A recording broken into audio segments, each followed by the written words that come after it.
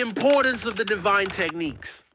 While Ultra Instinct was a technique that was first awoken by Goku during the Tournament of Power arc, its debut in the series goes much further back to the very first episode of Dragon Ball Super.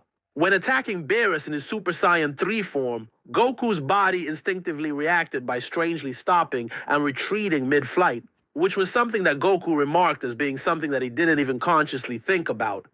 Most fans of the series now know this to be the first instance of Ultra Instinct within the story, a feat impressive enough to make Beerus himself momentarily think of Goku as some sort of fighting genius. This foreshadowing eventually paid off when Ultra Instinct was confirmed to be a divine technique that belonged to the angels of the multiverse and was thought to be the peak of martial arts.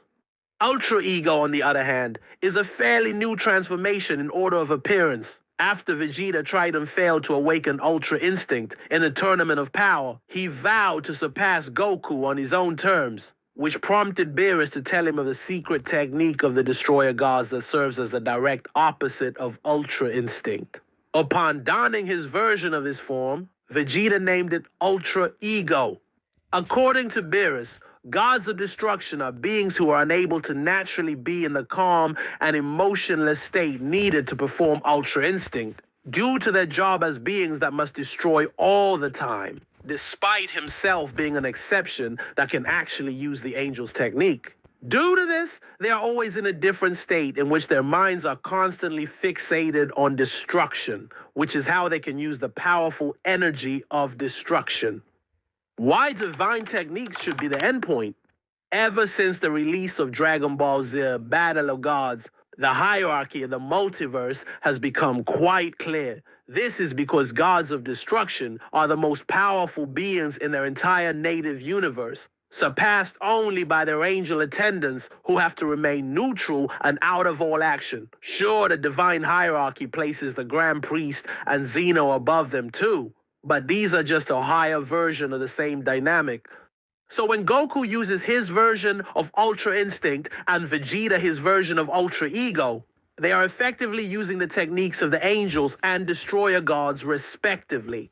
So to have the main characters undergo a transformation that is somehow even greater than what the divine beings of their universes can do would just make no sense.